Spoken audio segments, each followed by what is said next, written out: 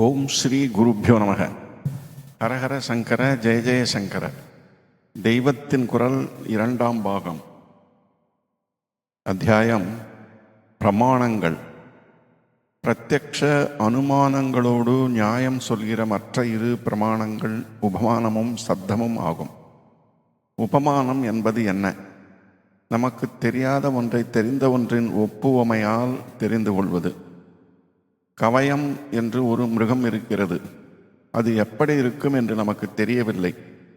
காட்டெருமை மாதிரி ஒன்று. அது பார்த்தால் மாடு மாதிரியே இருக்கும் என்று அதை பற்றி சொல்லி இருக்கிறது. நாம் எங்கேயோ காட்டு பக்கம் போகிறோம். அங்கே இப்படி மாடு மாதிரியான ஒரு மிருகத்தை பார்க்கிறோம். இதுதான் கவயம் என்று தெரிந்து கொள்கிறோம். உபமானம் என்பது இதுவே.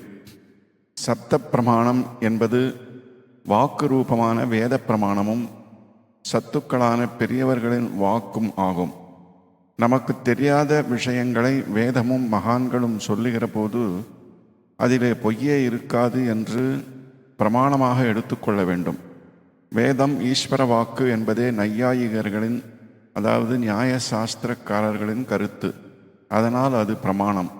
சத்தியசந்தர்களாக இருக்கப்பட்ட மகான்கள் சொல்வதும் சப்த பிரமாணத்தில் சேர்க்கப்பட வேண்டியது. இந்த 4 பிரமாணங்களும் மீமாம்சையில் குமாரில பட்டரின் சித்தாந்தத்தில் ஏற்றுக்கொள்ளப்பட்டிருக்கின்றன. இவற்றோடு கூட அர்த்தாபத்தி, அனுகூல பலப்தி என்ற 2ஐயும் சேர்த்து அவர் 6 பிரமாணங்களை சொல்கிறார். நம்முடைய அத்வைத வேதாந்தத்திலும் இந்த 6 பிரமாணங்களையும் ஏற்றுக்கொண்டிருக்கிறோம். அர்த்தாபத்தி என்பதற்கு நம் சாஸ்திர நூல்களில் ஒரு உதாரணம் சொல்லி சட்டென்று புரிய வைத்திருக்கிறது. பீனோ தேவதத்தோ திவான புங்தே என்று சொல்லியிருக்கும். குண்டன் தேவதத்தன் பகல் வேளையில் சாப்பிடுவதில்லை என்று அர்த்தம்.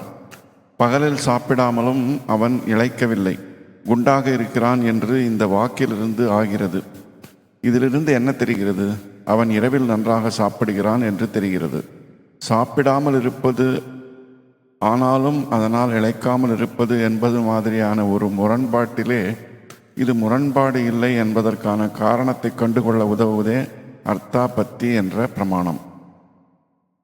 தேவதத்தன் இரவிலே சாப்பிடுகிறான் என்று நாம் ஊகிப்பது முன்னே 2ஆவதாக சொன்ன அனுமானம் என்ற பிரம்மாணத்தை சேராது. அனுமானத்தில் ஒரு விஷயத்தை ஊகிப்பதற்கு அதிலிருந்தே ஒரு அடையாளம், மேகத்திலிருந்து இடி மாதிரி, நெருப்பிலிருந்தே புகை மாதிரி தோன்ற வேண்டும். இங்கே அப்படிப்பட்ட லிங்கம் எதுவும் இல்லை. உபமானத்திலும் இப்படியே. இது கவயம் என்று நாம் காட்டு மிருகத்தை கண்டவுடன் ஊகித்து விடுவதால் மட்டும் அது அனுமானமாகிவிடாது.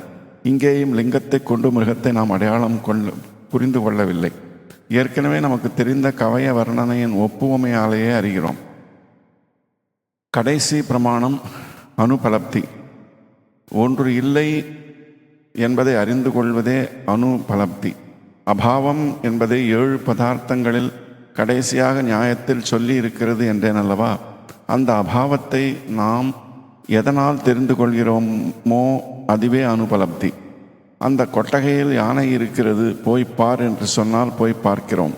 யானை இருந்தால் இருக்கிறது என்று தெரிந்து கொள்கிற மாதிரியே யானை இல்லாவிட்டாலும் இல்லை என்பதையும் தெரிந்து கொள்கிறோம். யானையை தெரியவில்லை, ஆனால் அது அங்கே இல்லை என்ற உண்மை தெரிகிறது. யானையை தெரியாததாலேயே அந்த உண்மை தெரிகிறது.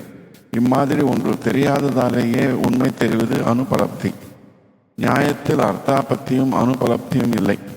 மீமாம்சையிலும் அத்வைத வேதாந்தத்திலுமே உள்ளன. மீமாம்சையிலும் பாட்ட மதத்தில் மட்டுமே அனுபலப்தி உண்டு. பிரபாகரின் சித்தாந்தத்தில் கிடையாது. இத்துடன் பிரமாணங்கள் என்ற இந்த அத்தியாயம் நிறைவு பெறுகிறது. ஓம் சாந்தி சாந்தி சாந்தி.